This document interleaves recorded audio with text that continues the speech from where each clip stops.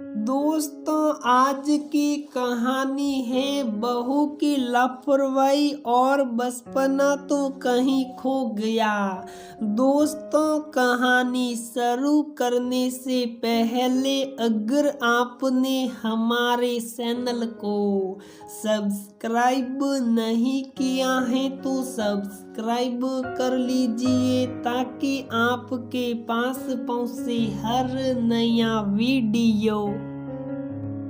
नताशा, तुम तो हर समय बच्चों की तरह जिद करती हो। यार, ये कोई मौसम है आइसक्रीम खाने का। नैतिक अपनी पत्नी पर झुंझला रहा था। नैतिक और नताशा की 4 महीने पहले ही शादी हुई है। नताशा में अभी भी बचपना बहुत है। वैसे भी जब ससुराल में सब लोग बहुत प्यार करने वाले हो तो लड़की का बचपना बना रहता है।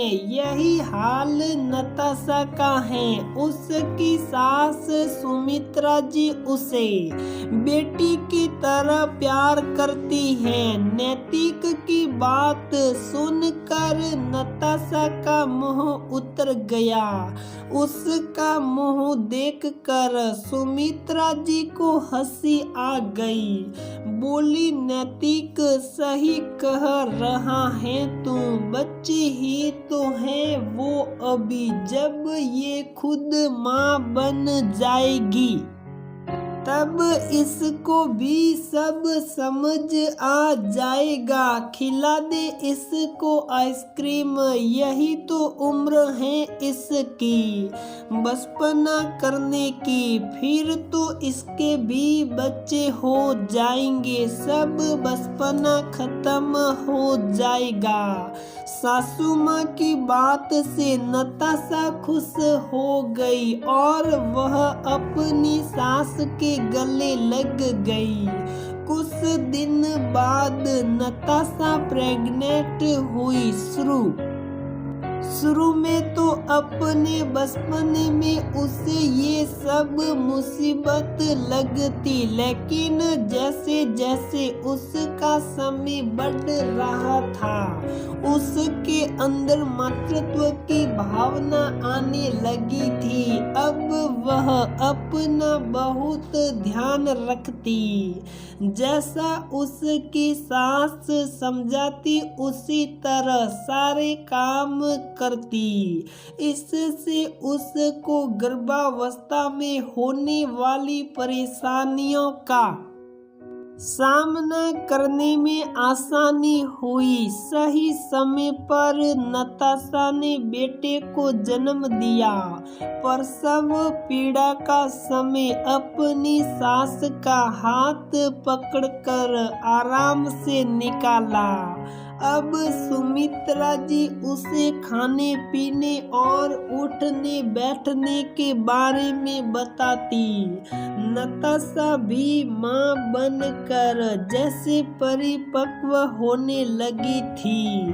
अब सुमित्रा जी उसे खाने में जो देती वह चुप सांप खा लेती। अब उसके लिए अपने खाने के स्वाद से ज्यादा अपने बच्चे का ख्याल होने लगा था। अगर आइसक्रीम खाऊंगी तो बच्चे को भी ठंड लग सकती है। अब वो अपना बचपना अपने बच्चे में देखने लगी थी। बच्चे की हर चीज का ध्यान रखती। वह लापरवाह से एक समझदार औरत बनती जा रही थी। एक दिन सुमित्रा जी हंसकर बोली, देख नैतिक, तू हमेशा कहता था कि अभी तक बच्ची है और कितनी लापरवाह है। कोई सामान जगह पर नहीं रखती। अब देख इसके अंदर कितना बदलाव आ गया है, कितनी समझदार हो गई है। लापरवाही तो जैसे इसे पता ही नहीं है। माँ बनने एहसास ही ऐसा होता है। ये एहसास एक औरत को परिपक्व बना देता है। बहू की लापरवाही और बचपना तो कहीं खो गया है।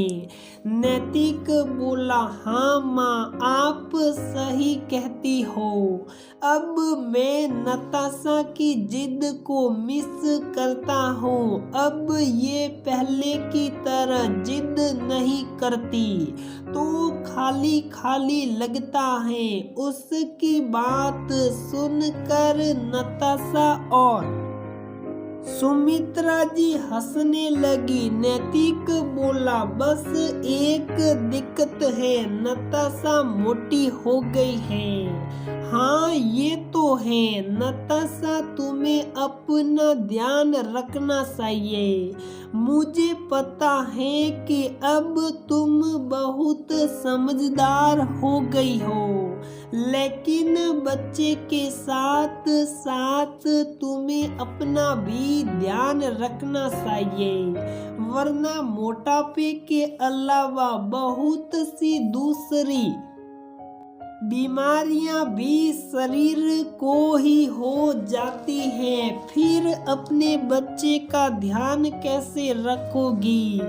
माँ बनने का मतलब ये नहीं होता कि अपना ध्यान रखना छोड़ दो, बल्कि अब तुम्हें अपना ध्यान ज्यादा रखना चाहिए, तभी तुम अपने बच्चे का भी ख्याल रख सकती हो। यही समय है अपने शरीर को भी फिट रखो, वरना शरीर बेडोल हो जाएगा। सुमित्रा जी बोली। नताशा को सासू माँ की बात समझ आ रही थी।